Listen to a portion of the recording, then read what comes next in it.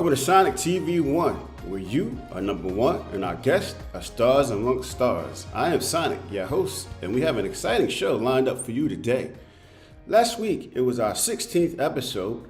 We had the pleasure of welcoming music producer, musician, music director, Dr. Antoine Amadeus Thompson on the show.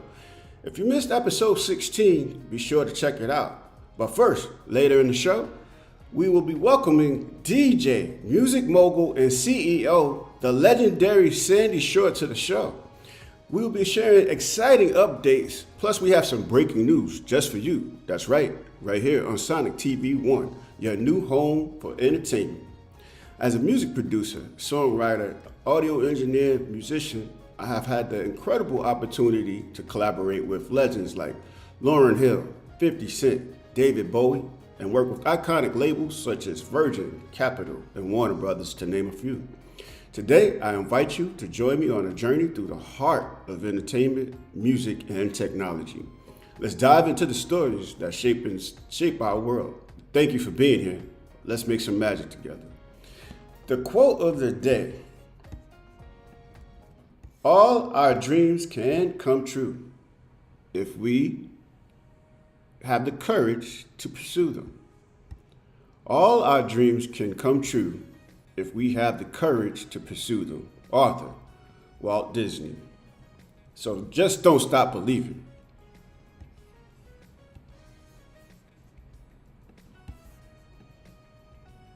In 2022, I released my single, Cloud 9, and we'll be sharing that shortly. And later in the show, we'll be sharing my music video for Broadway, which was directed by our past guest, Brian the Synth Man Washington.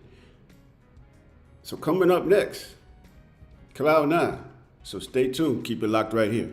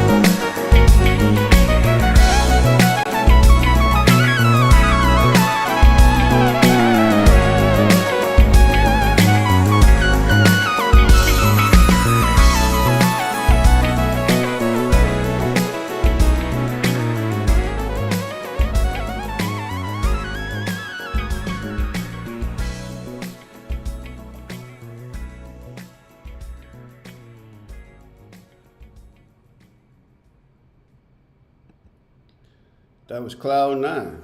Produced, written, arranged by yours truly, and all instruments. Mixed, mastered by yours truly, except for guitar, which was Johnny Johnson, Johnny J2 Johnson out of Las Vegas. Plays with some of the greats, Eric Benet, Boys to Men, to name a few. So coming up next, we will have Sandy Shore. We're going to play the short intro video, and she'll be joining us right after this short intro video. If you like what you've seen, you like what you hear, please subscribe and like the channel. Right down below, you'll receive the notifications and events of when we're going live and other events that we have going on. So you want to stay abreast. And also below, you'll find a description about this show and the contact information. You can reach out to us. Like to be on the show, like to give us some feedback. We'd love to hear from you. So please reach out to us. Coming up after this intro video, the one and only Sandy Shore. Keep it locked right here on Sonix TV1, your new home for entertainment.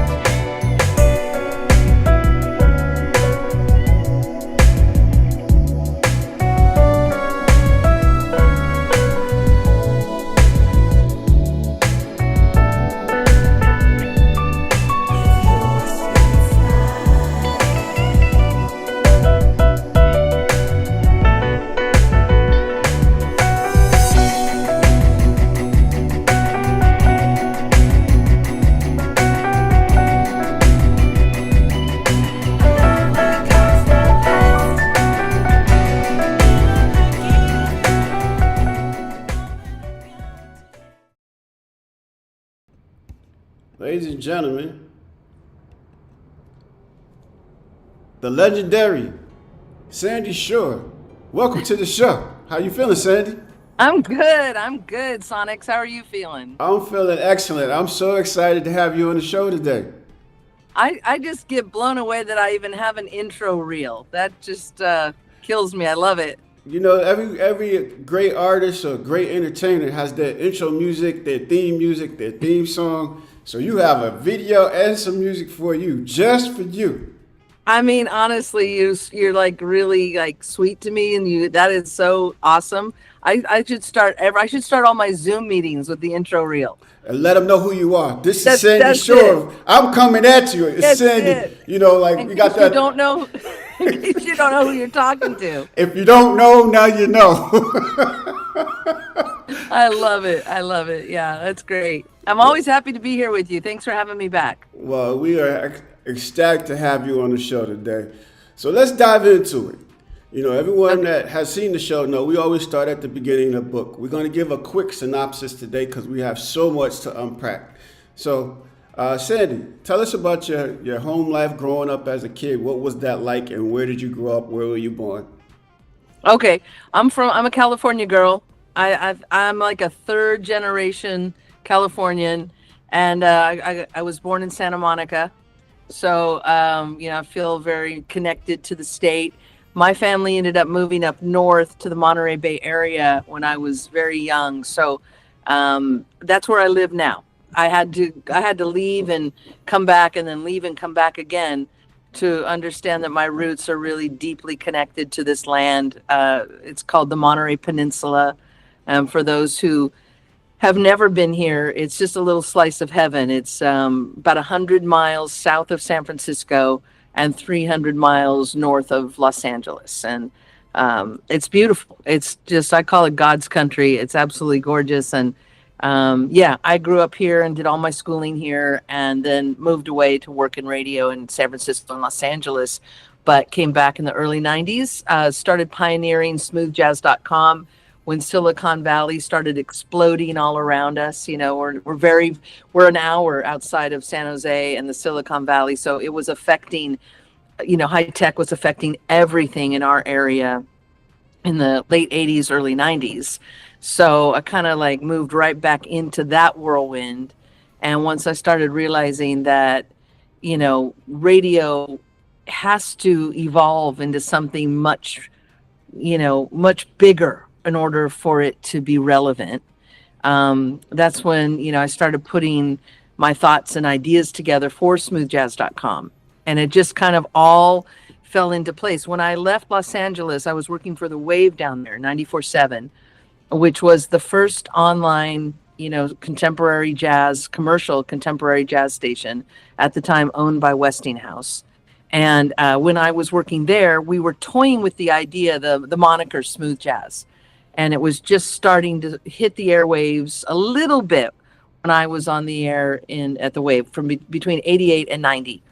And so when I came back home to where I am now, where I've been ever since the early 90s, and I started exploring the idea of online broadcasting when it didn't even exist. It wasn't even a thing. But I started to realize it was going to be a thing. And I thought, well, what about that smooth jazz term that we were kind of toying with in LA? And then I had an opportunity to purchase the domain in 94, 95, and sat on it for a year or two, and I realized what a great responsibility that was going to be. That if I'm going to do this, I'm going to need to do everything within my power to make this platform something of an experience for everyone interested in the genre. Also, I felt an obligation to make the genre relevant and youthful, because those of us coming from radio, we were watching the future, and it was going to age out. And if we, everything ages out unless we get it grounded into the youth, and we keep it going with those that are coming up and make it interesting for them, And so that was the responsibility I took seriously. My partner and I have, who has a whole graphics design degree and brought the whole aesthetics to the vision, while I manage the audio and the ideas of how to, fill every nook and cranny of a platform to make it interesting, So Donna Phillips and myself, we rolled this thing out in the late 90s and started broadcasting in 2000. Once you could stream, because those who remember back, streaming was just a notion, an idea. It literally, like, you could, it would take 7 minutes to download 30 seconds of audio in 1997. Well, technology has a great way of changing everything, and so that's one of the main things we wanted to dive into on this show today was the technology and how it has transformed things. And Sandy has done a masterful job of weaving her story together to bring us to this point. So let's get to it. Technology. You had the foresight to see where things were going at that point, and you're such a visionary. And we're at the crossroads at this point, this very point. And at the crossroads, can you tell us why we are at the crossroads at this point in music? You mean the crossroads of technology and entertainment? Correct. With the streaming, with radio, how it all is at a crossroads where things are going away from one platform to another and being more focused on that moving forward. Oh, yeah. I mean, and for me, honestly, we were at that crossroads, 2 decades ago, but it's constantly evolving. To your point, it's constantly evolving, because remember, in the middle of going from terrestrial radio, which is AM, FM, heading towards an online, delivery system, we were also interjecting social media into that piece. And how was that going to play into music, right? How is that going to play into life? Because just to give you a perspective, smoothjazz.com launched before YouTube. Smoothjazz.com launched before Facebook, before Spotify. In fact, we were contacted by Steve Jobs' office for iTunes. So we were around before all this stuff. And so at the beginning of our journey of this new technology, when things were being hurled at us, Facebook, what's Facebook? How do we fit into Facebook? Are we done? Is Facebook taking over? What's happening? So I think we didn't have the perspective back then to understand social media is just a piece of the puzzle. It's not the whole puzzle. So where we are today, as we are at the crossroads, as you say, and apologies, can you hear all the hammering and stuff behind me? Slightly. It's not that noticeable. That's the sound of progress. And it often takes a hammer. That's right. That's the sound of the future right there. We're actually building the smoothjazz.com studios for 2025, where we will be employing a lot more content to our platform, including more social media, more live performances streamed from the artists you know and love. And that hopefully means Sonix will pay us a visit. Oh, absolutely. I couldn't wait to be there. So hopefully I'll be one of the first in the numbers. Yeah. So. Oh, it's going to be amazing. The backdrop is the Monterey Bay and a few sea otters. I'm there. I'm all about it. I'm all about it. I'm there. I'm in. They've already secured their kelp, so they're ready to go, the sea otters. Put me on the calendar. I'm sold. You got it. But yeah, I mean, it's constantly morphing. And if we can expect anything, is to expect more of morphing. So where we are in streaming, let's say, compared to radio, that's a very good question. And I'll answer this question with a question. And I don't have the answer necessarily. I think I have an idea of the answer, but I'll leave it up to you and your audience. If you're on a playlist on Spotify that has 500,000 listeners on it, or saves as they call it, is that more important than, let's say, a college station in a small town in a smaller state?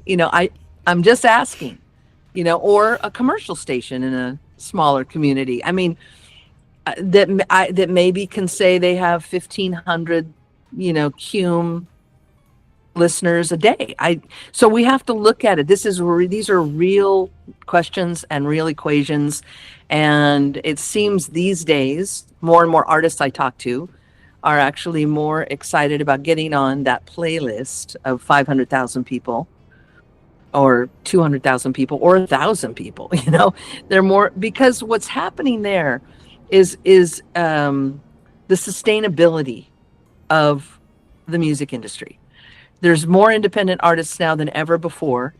And the way for those artists to see a return on their investment is to be streamed. That's one way, right? Live gigs, if you're a gigging musician, that's another way. They'll be paid money to perform.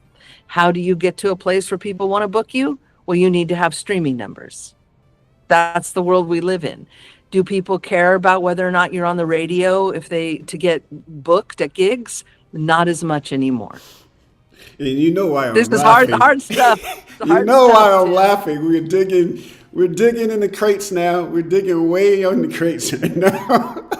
We said we were going to do it. And I'm laughing. We were going to talk turkey. If you see me laughing or smiling, it's because of the conversation, how deep we get in the rabbit hole. Sandy and I just get in this rabbit hole, and it just goes deep. And so, like competitors that you have dealt with and deal with, they're still forging ahead in that way, where it seems that they're not, fully embracing the technology. I don't want to get you in trouble here, but it's too late for that. That's why I'm in a bunker. We are in the rabbit hole. D. Lucas, thank you for joining us. Streaming is so valuable. That was his comment. Thank you for joining us, everyone. The chat room is on fire. We thank you for joining us today. So that was his comment. Streaming is so valuable. And Thanks, it has definitely turned the pages. Technology has, to me, leveled the playing field where an artist can create something at home and then go to a distributor, iTunes and CD Baby or Tidal or any one of these distributors, and put their music out whenever they want without having that label. And technology, when it comes to radio, now you have the streams, you have a streaming income and different streams of income where you kind of stuck. And now technology has opened the door, so to speak, for the creator. And so you being a visionary, coming up with smoothjazz.com, actually, you're very brilliant and very humble, but it is actually genius to actually be a visionary, to look ahead, see what's coming, see what's missing, and then dive into that wholeheartedly. So you're making, to me, I feel like smoothjazz.com global. Shout out to everyone at smoothjazz.com global. You know, I love you all, so I want to make sure I don't miss that opportunity to send you guys love.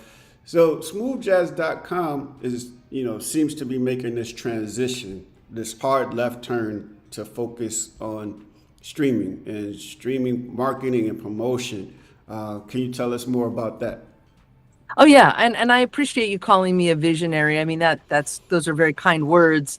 I'll tell you something. I'm also an observer, and the harder job of the two for me, the visionary part, I mean that's something that I feel comfortable.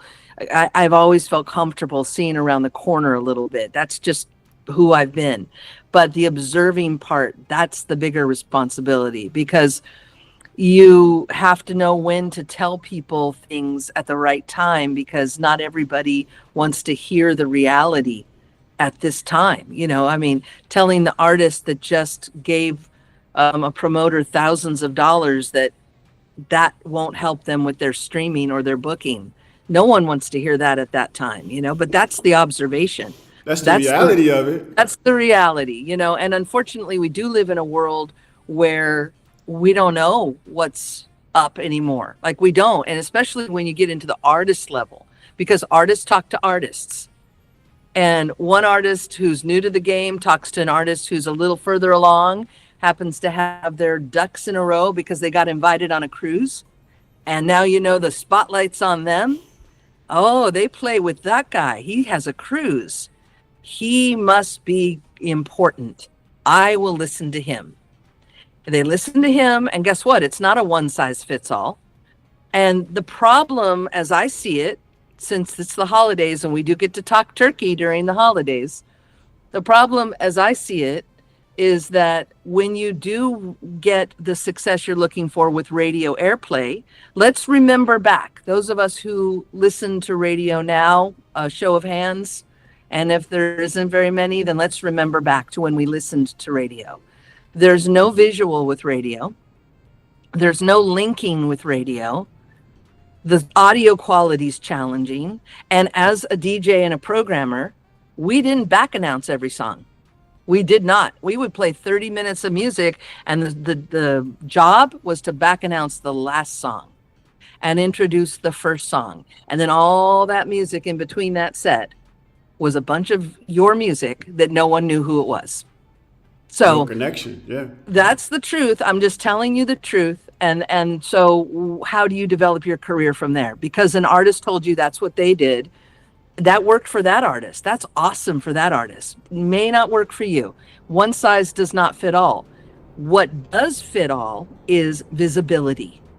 And that's where smoothjazz.com comes in. This isn't bragging. I'm telling you the truth. I dedicated a quarter of a century of my life to this platform to build something that was respectful for fans, because it's a tranquil, clean environment for our world. It's easy to listen to. It feels good.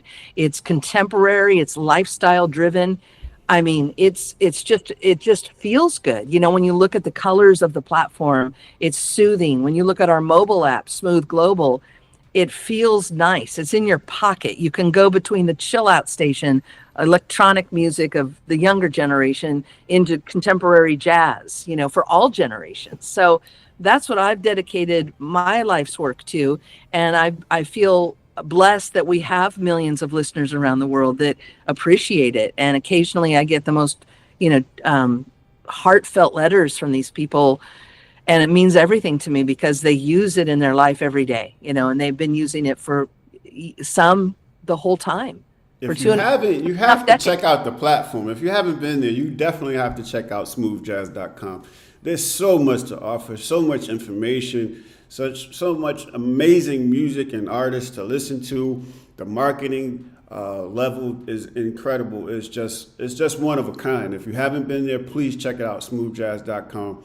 And also, you can connect with the artists on that page and find out about Sandy's services, find out about the marketing services. You can find out about events, tours, shows. It's just phenomenal. So much Yeah, information. and that's what we use the platform for, to answer your question in a very long way. We do actually use that platform to make an emotional connection between the artist, their music, and the audience. And that's through what we hope we are conveying, our thoughtful graphics and very thoughtful presentation on the radio stream. It's not a radio station, it's a stream. And yeah, we hope that that does convey, and we use this platform to get the word out about new music, new artists, and heritage artists, and events and festivals all over the world. So where would you say, you spoke about the, transition from radio marketing to streaming marketing. You spoke about that. And where do you see things moving ahead, forging ahead? Okay, yeah, I don't know if I covered exactly the thing about radio too. I should address is that, back in the day, just a couple of decades ago, independent artists couldn't get radio promotion. They couldn't, and you can't advertise on the radio as an artist. They don't. That's not what they do. So that's a very different world. What you rely on from radio is airplay, right? And so what we hopefully have established in this chat is that airplay alone isn't going to raise your brand. So leaving it at that, the transition as a listener or as an industry professional, they're both very similar. For me personally, my favorite thing in the world is Spotify.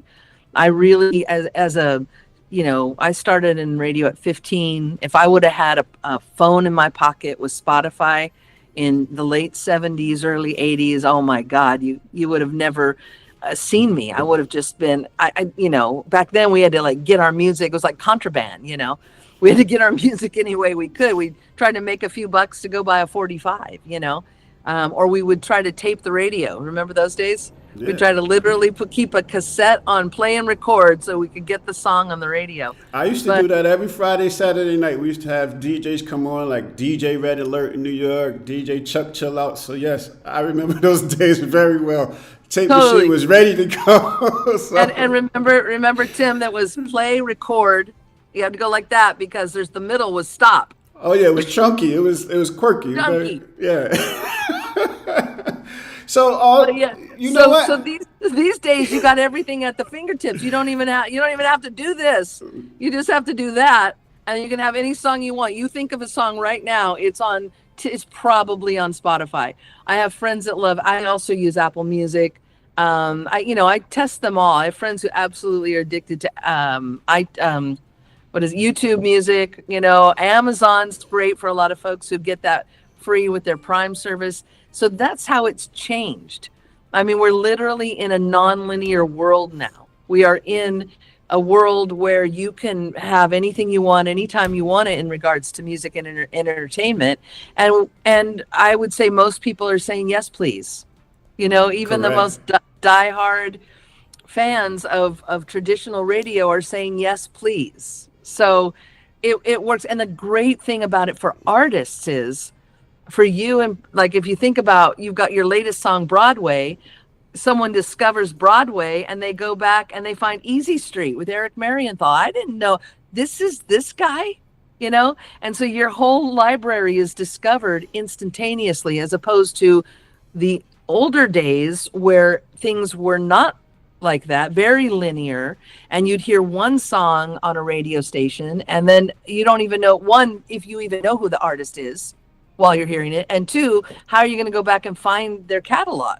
That's not happening in there. It makes it very awkward to connect the dots, almost impossible to connect all the dots. Trying to find out A, who the artist is, B, where they're located, where's the information, what other music they have. So the streaming actually does a wonderful job of doing that. So yeah. I want to segue into this question here because, many may or may not know how the charts are completed, not just your chart, but I want to dive into a little bit of the Billboard chart. And people often, I talk to other artists and smooth jazz artists alike, and they always, focus on the radio because they want to be on Billboard, but they may not understand the dynamics of being on that specific chart. Can you share some of that information I with mean, us? I can share with you what I know. Okay, what I know is that there are approximately 17 radio stations that report to the Billboard chart, give or take. I last I heard it was 17. Of those 17 stations, there's only one that is not a terrestrial station. That would be Watercolors, which is not a radio station, is it really? It's a channel on the Sirius XM platform. But they allow for that channel to be a reporting station. The rest are all in the United States of America. None are abroad. And they're all what we call terrestrial, meaning of the earth. So they're not on satellite. They're on satellite. The one is. They're not on the internet, and they're not digital. So those are the stations. And why do the artists put such value into this 17 panel terrestrial based chart? Because it's Billboard. I mean, it's bling. What does it do for them? Is that your next question? I don't even have to ask. And also, tell these people where those stations are located and possibly how many people are actually even listening to those stations. Can you, all of that. I can speak a little to that. I can't say with certainty. I didn't, I would have prepared for the question. Next time I'll come prepared with numbers, but we know they're in smaller towns, a lot of them. We know they're all over the country. They're spread all over the country. Stations are in Florida. They're in, they're in Atlanta. There's stations, all across the United States. But there's only 16 of those outside of Watercolors. So, and last I checked, we had 50 states. So, that's not the whole country. And here's a little spin-off that I do know. There's not one major market smooth jazz station that exists anymore on the FM or AM frequency like there used to be. Like I worked for two of the major markets. I worked in San Francisco for KKSF, and I worked in Los Angeles, market number 2 in the world, in the country, and that was, of course, The Wave, KTWV. So none of those stations are playing smooth jazz anymore. The music has moved online. That's where it is. And shout out to those stations that are still holding up the flag and doing the fight. God love you, and thanks for keeping it going. I'm definitely not here to destroy or dismiss the medium at all. I am of the medium, but I believe we've moved to, a global delivery with a better sonic quality. And that's all I'm trying to say. I'm not hating on radio. I'm not. It's just that we have to have things in perspective. So a 17 reporting chart that, it really doesn't do anything. And, the saddest part about it is no one can see that chart unless you pay Billboard money to get into the other side of the paywall.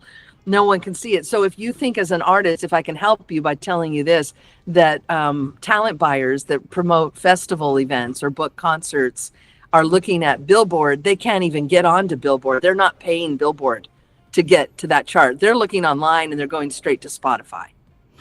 Well, thank you for clarifying. So, we often dive way deep in the rabbit hole. So stay with us, folks. We got a lot more coming for you. So let's dive into smoothjazz.com charts and how they are derived versus how Billboard's charts are derived. Okay, I think we follow a similar monitoring process. However, again, wanting to be relevant, super relevant, we diversify in that we have the formats for streaming chart, and this is how we monitor Spotify. We're able to monitor Spotify, and we also have a listener chart.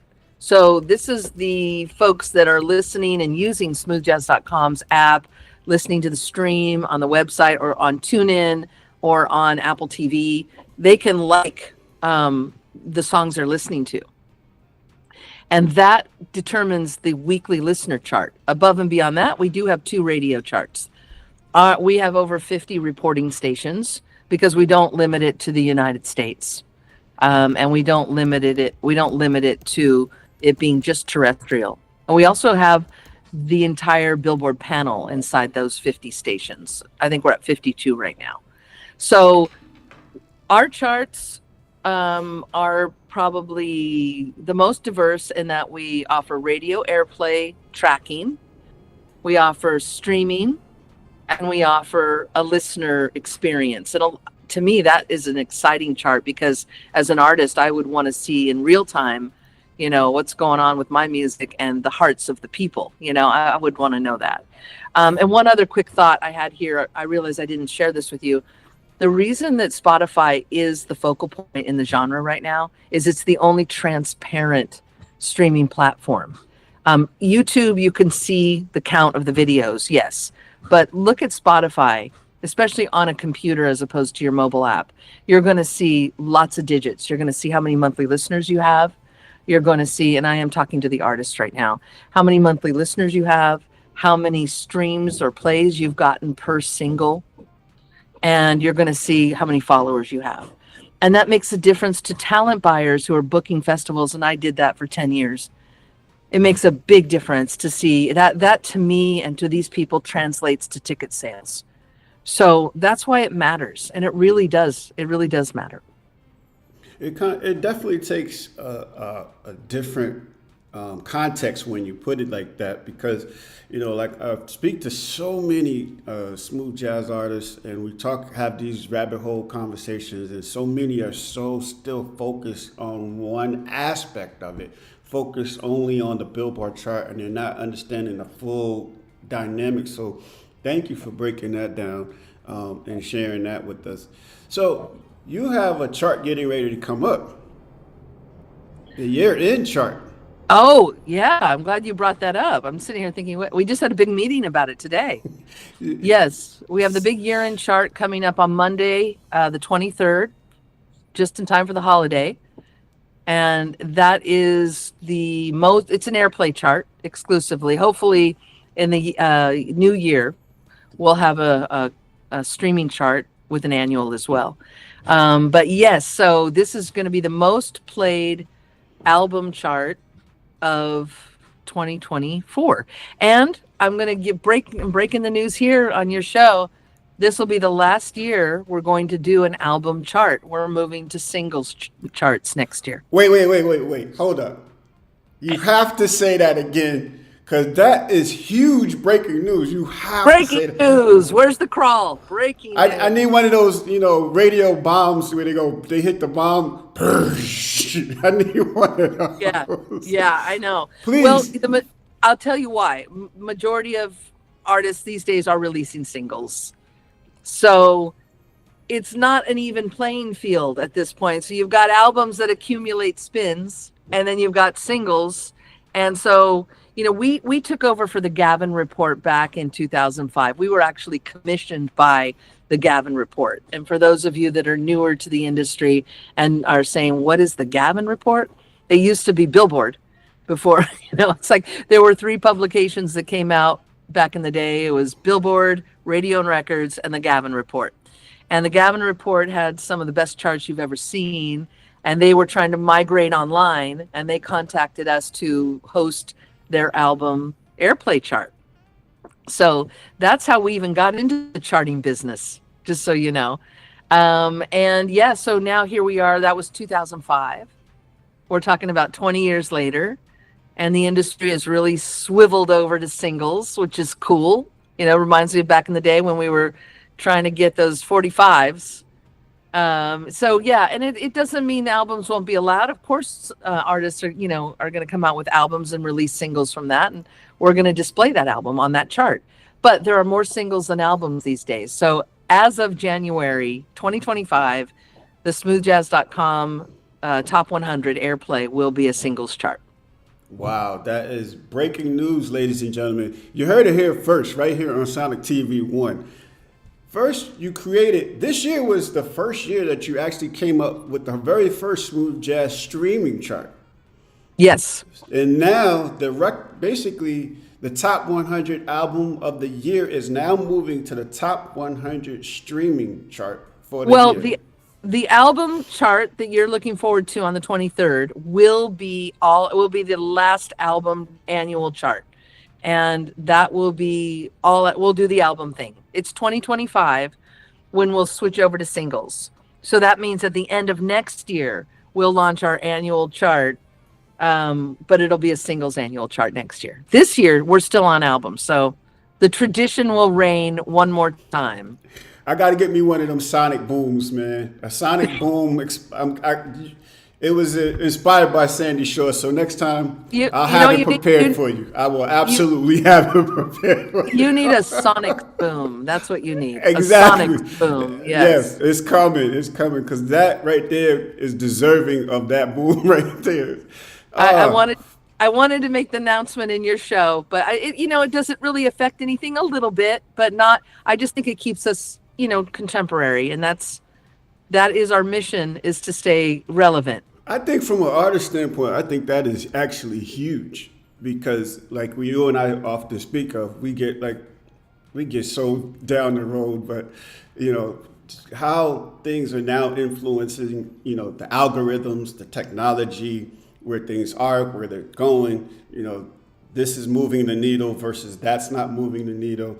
Yeah. So and then for an artist who is following those steps, an artist who is putting that in motion, they would not be recognized without that chart at this time.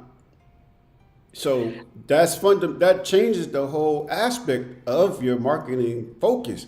If you guys are, smoothjazz.com is the only one right now in smooth jazz that's doing that, that's focusing on the streaming. And so right now, if as an artist, you're doing all this marketing and focusing on a much broader, a much larger audience, as far as, your focus as an artist, worldwide, globally, versus, no diss to FM radio, AM radio, terrestrial radio. It's just that where things are, those artists right now that are doing that would not even be recognized. And so the fact that you're moving forward in that way, and also the marketing moving forward in that way, is very telling of the times we are in right now, where technology, you have some embracing it, and you have some that's, a little more resistant in following that path. Yeah. And I don't know what that's about exactly, other than I think it could just be overwhelm, to an artist, and overwhelm turns into fatigue. I actually had one artist, we'll leave the name out, but a prominent artist in our genre, say to me, "Do we really need to know all of that?" And yes. Absolutely, yes. You really need to know all of that, because as an independent artist, you are also a label owner and a businessman or woman. You are a business person, and if you're an independent artist. So you do need to know, and you do need to understand that while social media matters, it's not marketing. It's not marketing. And then, and then people get a little irritated. They're like, well, smoothjazz.com, are you trying to say it's the only place to market? And I'm trying to say it's really the only platform in the genre that allows you to market. That's what I'm saying. That's what we're saying. It's an opportunity. And another thing artists don't realize is that it's by invitation only. Well, you have to actually have a product that would fit. That we would never take something that we would feel good sending off to our radio partners or our streaming partners, or, we would never feel good about that. So we qualify every single person we work with, and we're very lucky to be working with some of the genre's greatest, whether they're, legends in the industry or they're upcoming legends. Absolutely. We've got the whole stream, and there is not one artist on the planet. There's not one artist that doesn't need to have the benefit of marketing from time to time. If you're putting out new music, you want the world to know about that. Absolutely. Absolutely. Quick shout out to the chat room. Thank you guys for lighting it up for us today. Gail Johnson says hello, Sandy. So wave at Sandy. I love you, Gail. So also, D. Lucas has a question.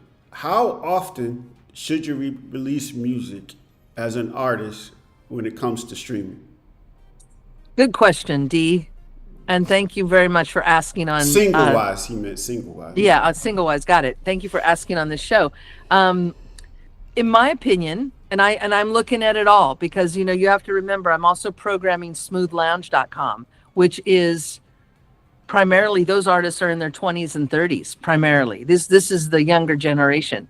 And they're coming out with new, you can see these guys are dropping, they can drop a mix and then another mix within a week. It's fast and furious, But what I have seen as a sweet spot, because I'm not sure that weekly thing or bi-monthly thing is necessarily churning up more followers for them, more listeners.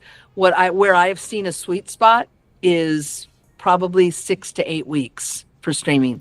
And I think is in the contemporary jazz community, a comfortable 2 months to 3 months is ideal.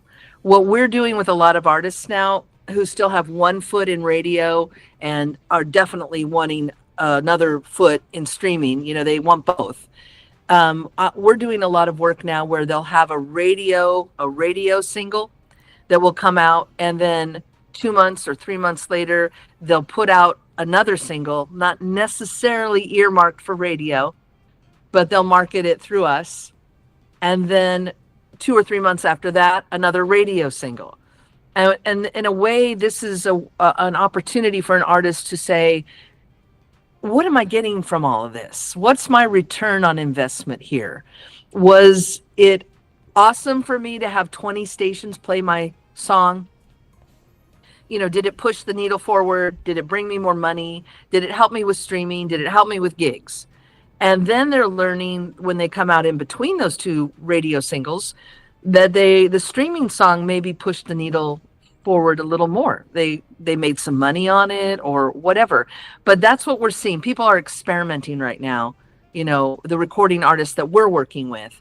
Then we have those recording artists that are just hands down streaming, and they want the audience to know about it, so they work with us to market it. They don't mind the radio support, but that they appreciate it, but mostly they want the streaming.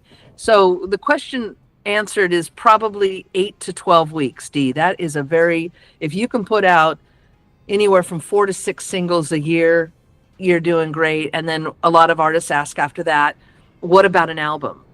So my answer to that one is in case you were thinking along those lines, an album can pop out after you've released the singles, and then you can collect them into an album. And back to the nonlinear world of streaming, those same exact songs with the same ISRCs those are the code numbers, can end up in an album collection and continue to generate streams for you. So literally, there is no loss in that at all. Well, we're going to take a really short break, and we're going to play one of Shandy Shore's deets, Take You There, and we'll be right back, and she'll share a little bit more information before she has to run. So stay with us right here on Sonix TV1.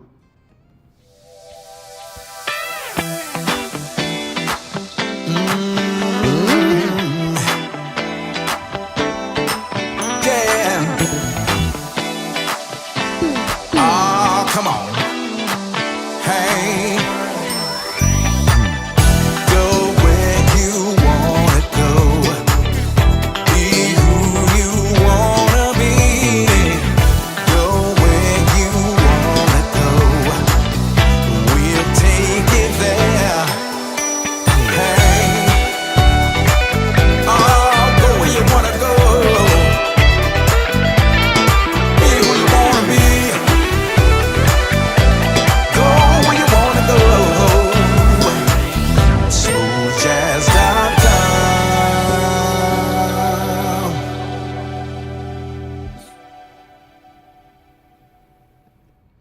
That was Sandy Deets, Take You There.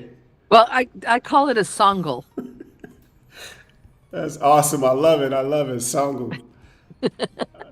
It's longer than a jingle and shorter than a song. So tell us about that. Who's on that song? Who are the players? That is Take You There, and that's Tony Lindsay on vocals, the 11-time Grammy-winning Tony Lindsay from Santana. And I figured, I waited this long to get into the recording industry. I really don't have time to mess around. You know what I mean? I got to go Go big or go home. Always go big or go home. Exactly. Always So, go big or go home. Nathan East on bass, and then we have Michael Thompson on guitar. Shout out to MT. all of those guys on the song. MT, Michael Thompson. Shout out to Nathan. Shout out to Tony. Everybody on the song. We're here with Sandy Shore right here on Sonix TV1. She's sharing some breaking news with us today. So phenomenal news as an artist, how to look at things, and maybe we can look at things a little different, things that will help us move forward. So give us a little bit more and you can wrap it up and we'll take it on home from there. Well, I'm going to talk about that songle for just a moment, just to give you some perspective. The concept was we're playing all these amazing artists on smoothjazz.com, and including yourself, Sonix. Oh, thank you. And I really thought, we needed some fresh jingles, but I'm not, nothing about smoothjazz.com is like traditional radio. So I needed to really kind of spice things up. And I went to my friends and I said, we want to produce musical transitions from the artists, of the music we're playing. So I wrote the lyrics, helped write the melody with my friend Peter Ferenz from Pete Project. And he and I have had two very long sessions. We're going to be introducing some new songles in 2025. And on board already is Kim Scott and Mesa and Sonix. and maybe D. Lucas and Gail Johnson. But we've got some good stuff coming up. And that one right there that you just heard, Take It There, that has become so popular with so many streams. It just blows my mind for a 1 minute songle to be, getting almost 20,000 streams on Spotify, that we extended it to almost a 4 minute song. Tony recut the lyrics. It'll be called Take It There, and we're going to extend it, and that thing will come out in the new year, and I'm excited about it. It's like a rally song. It's a motivational song to keep your spirits high. Oh, I love it. It's fire. It's fire. We got the chat room going off right now. We have a question from Gail, so I want to jump into that before we get out of here. Gail says she loves you too. Sometimes an artist will have one or more single on the charts. For example, Sinatra released That Beat by the Three Keys, and Bob Baldwin released his single on the same day. Seems that radio, it was conflicted. Okay, so Shanaki put out a single, and that's a project that Gail's involved in with Bob Baldwin. And then is she saying that another single came out from Bob? Was it with Bob? I believe it was with Bob. She's just saying that more than one single, so there was conflict between the singles. So if I've got this right, then one artist puts out a song, and then a label put out a song with the same artist on it, and then there's more than one single on the chart. Is that the scenario? Well, she's saying that it released two singles. Sinatra, I'm saying label It's name. Shanaki. That's okay. That's okay. Shanaki, my bad. Shout out to them. No offense. You're not getting a deal from them, Tim. I guess not. I ruined that chance. I'm only kidding. You're doing just fine. That Beat by the Three Keys and Bob Baldwin released his single the same day. Seems radio was conflicted. That was a wrap up there. So okay, I think what I think, if I'm getting the question right, that sometimes people try to be careful. They might have an artist that's on a project, and then a label can release a song with that artist, and then you've got this going on, So I know artists who are getting asked to be on songs all the time, and I know Gail's one of those that is invited to perform on songs. If she were coming out with something from Jazz and Pink, and then she was on a song, then here's the thing. People used to really worry about this a lot when radio was running the show. Okay, it's not really, things are sort of like off. There's no blueprint really in streaming. So radio it's almost like radio has to relegate, everything gets assigned and edited, and and remember, we shut down for Christmas. Oh really? So people just stopped Like right now, there was a time, and I think still artists do feel this way. We can't put anything out for Christmas. So, because Christmas music is everywhere. Well, guess what? As a radio programmer, this is the first year that I have actually received new product from artists in December. And I will say thank you to the Gorovs and thank you to Adam at ASL for giving me some early stuff, because as a programmer, and I am programming smoothjazz.com, I need new music and I need to be ready before Christmas, because I don't want to be in here on the 26th trying to figure this out. I'd like to have a life. And all programmers feel that way in radio. So that's the way radio worked. Radio decided what was what, who can come out with a single, who can. If you're with a band, you should come out with that, then come out with your own solo stuff. It was a lot of rules. There are a lot of rules for radio. Streaming has thrown those rules away. So, Gail, if I didn't answer your question properly because I don't understand it, call me. But I'm just saying, with the streaming world, it's not as much of a conflict. And what we do see is that too much is not enough in streaming. That's what I'm noticing as an observer right now. It's almost like you can just keep it coming. And there is a sweet spot to when to put out music. But, you know, at this point, the rules just don't exist in a non-linear platform. Well, we got two quick questions for you before you get out of here. Okay. So the one, have you gotten any new Christmas music that you're excited about? And what's next for Sandy Shore and smoothjazz.com? Oh, okay. Yeah, lots of great Christmas music this year. In fact, Gail has a lovely song that that we're featuring, and with Jazz and Pink. And I mean, I'm liking all of it. Rick Braun put out a nice holiday album this year. Is someone asking because they want a little bit of input, or are you asking me? I'm asking. Just. Oh, okay. All right. I want to know what I want to listen to this holiday season. You're gonna love this. Back to the charts. We actually have a holiday chart, and I think we're the only one with a holiday chart. So if you go check that out in our chart section on smoothjazz.com, you'll see an entire navigation menu, and it'll say charts. Let it drop down. You're going to see holiday chart, and you're going to find a bunch of great stuff. And Tim, I want to share with you, I might be the only one that gets to call you by your real name. Go at it. It doesn't okay. matter. All right. You and I are friends, so you know. Tim Sonix. We also have playlists on Spotify under Smooth Jazz Global, so you can go stream that Christmas chart right now and have the most joyful holiday season you've ever had. Oh, it's going down. It's going down. It is going down. Trust All right. me. And then what's next for smoothjazz.com? I mean, all the construction stuff you're hearing. My little beach casita on the Monterey Peninsula is transforming into Smooth Jazz Global Studios. We've always had our team kind of spread about the world because we can. And, you know, I've always had office spaces, and it's nice to be you know, in the tech world today, because you can literally take your laptop and your iPad and go anywhere to work.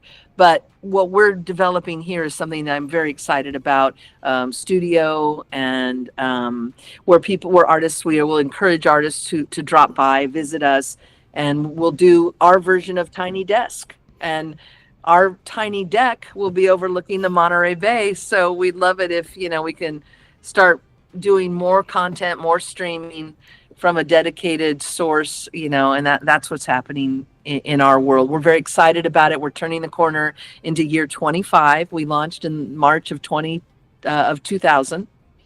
In March of 2000, we started streaming. So this upcoming year is 25 years. It's a big deal for us, you know. Absolutely. Any parting words for our audience today? I really appreciate everybody swinging by. I mean, it's just great. Happy holidays. I hope everyone has a joyful and celebratory week ahead. And, you know, anybody looking to get the word out on your music, if you want to understand streaming better, we have an entire educational system on smoothjazz.com. It's called EDU. And there's lots of helpful free information for artists there. If you'd like to, you know, have a chat with me, I'm available. It's sandy@smoothjazz.com. Just drop me a note and we'll schedule something. Thank you, Sandy, so much for joining us today. Mwah. It's been Thank you. Pleasure is all mine. We're so grateful to have her today. We learned so much, and we were just so proud of you and grateful to have you on our lives and be a part of our team and our family. So Happy holidays to you, and we'll catch up soon. Thanks for putting up with me. No, I love you. Love you. Send I it love all you up. too, right back. Thank you. All right. It's That was always fun, absolutely. The one and only Sandy Shore. We thank you for joining us.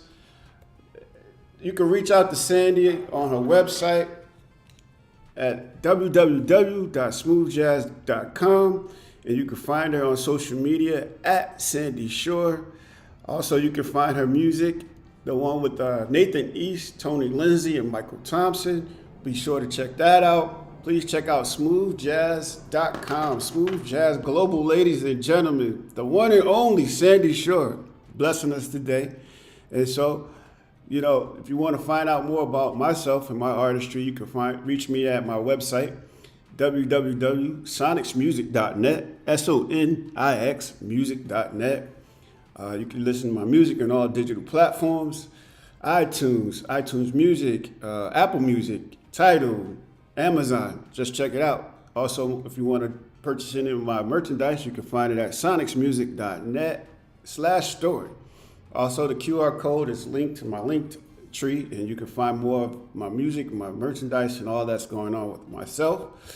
And ladies and gentlemen, next week's episode is a holiday special, Christmas holiday special. That's right. Merry Christmas and happy holidays to everyone. Whatever you celebrate, we want to say thank you and happy holidays to everyone. So tune in next week. We'll have a quick Christmas special. Won't be a long show, but we just want to reach out and say thank you and God bless you all for joining us. And if you like what you've seen, you like what you've heard, please subscribe and like the channel right down below. And also you can find the contact information. And once you subscribe, you'll be able to be in the know. You'll be able to receive the upcoming events and stay in tune with us. We love to get your feedback and love to hear from you. So ladies and gentlemen, that's our show. Thank you for joining us right here on Sonix TV1, where you are number one and our guests are stars among stars. I greatly appreciate you joining us today, and I hope you enjoyed the show.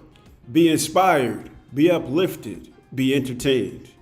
Be inspired, be uplifted, be entertained. I'm your host, Sonix, and I'll see you next time right here on Sonix TV1. God bless.